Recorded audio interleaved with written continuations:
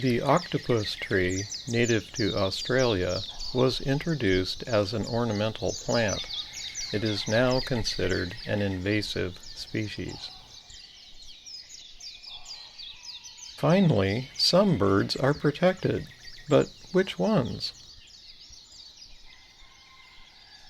The nene, plus most birds found in the forest, native or introduced, were considered beneficial, except the native crow was not protected. Now they are endangered.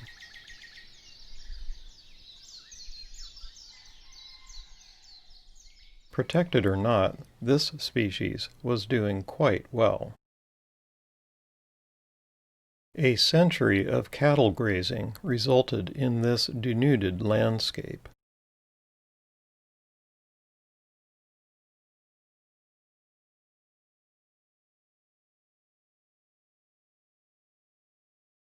It was found that the introduced trees outperformed natives, so over time more of them were planted.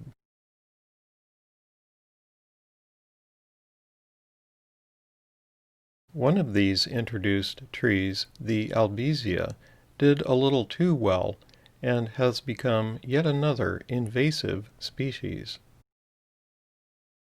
The house sparrow may have been a carrier of the avian malaria virus.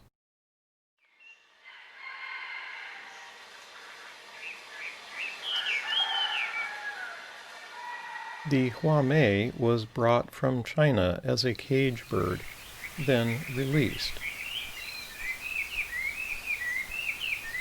The laughing thrush, a less common species, is native to Asia.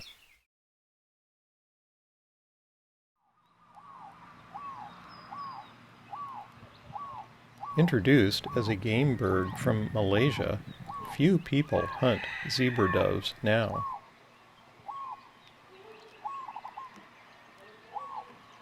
Consequently, they have multiplied, contrary to this male's apparently unsuccessful attempts.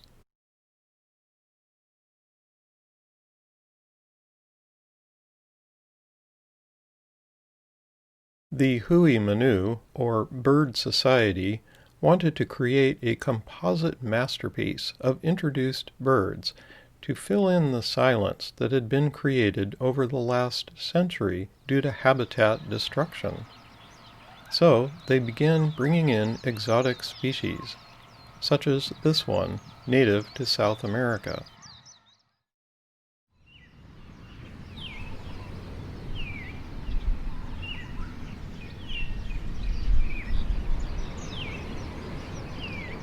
Here is an introduced bird feeding on the nectar of an introduced tree.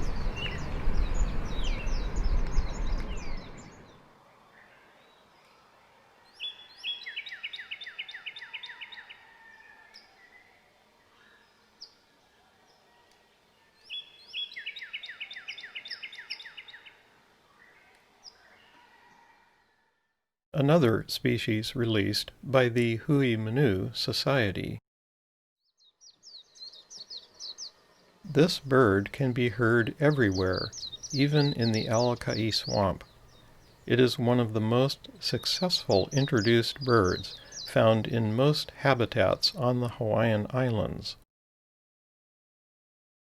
The problem with this is that endemic species are unable to compete with them for resources, and consequently, the endemics raise fewer nestlings.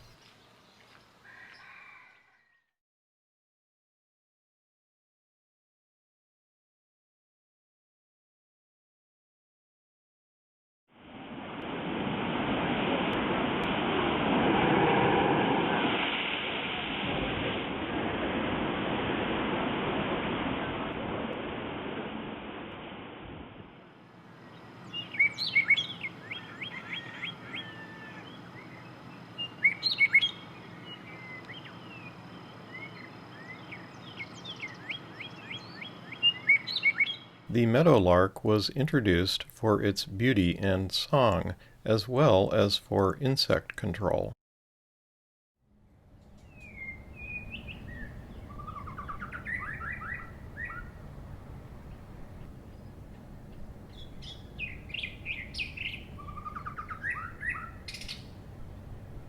The shama, native to India, is now quite common in many lowland habitats.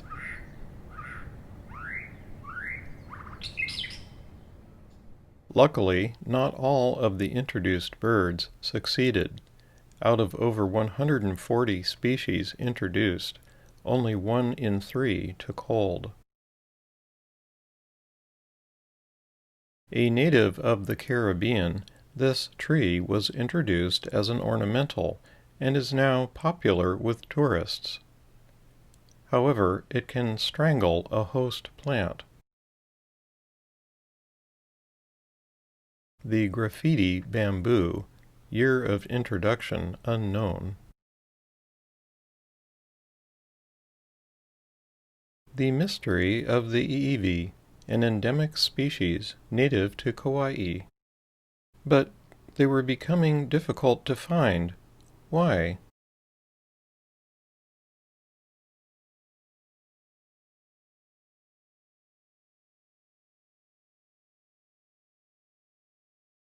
Notice that nothing happened when the mosquito first arrived.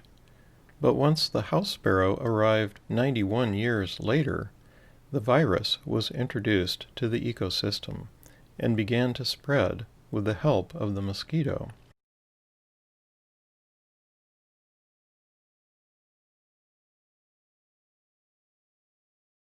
This didn't seem to be a big deal until it was noticed that 90% of iiwi died within 2 weeks of being bitten.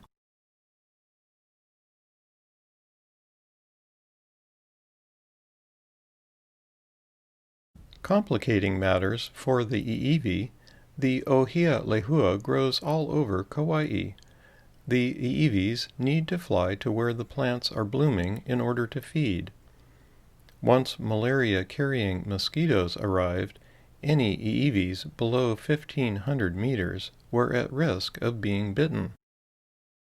The iiwis can still live in the highest, cooler regions, but if there are no Ohi'a blooming there, they have to risk going to lower elevations in order to feed.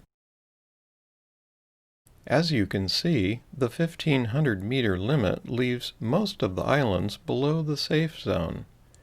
Climate change has added a new concern. Will a warming climate allow the mosquitoes to reproduce at higher elevations? Checking back in with the o'o, which was doing well in 1848, perhaps it also was affected by avian malaria.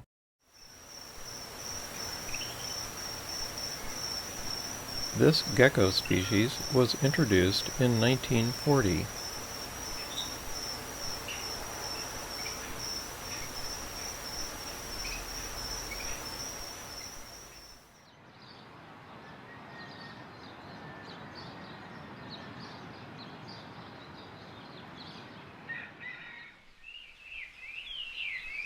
Anoles were introduced from North America.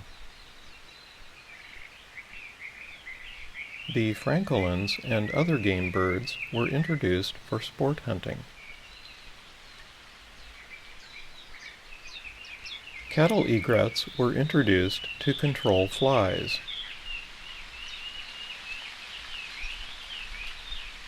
Finally, Hawaii becomes the 50th state.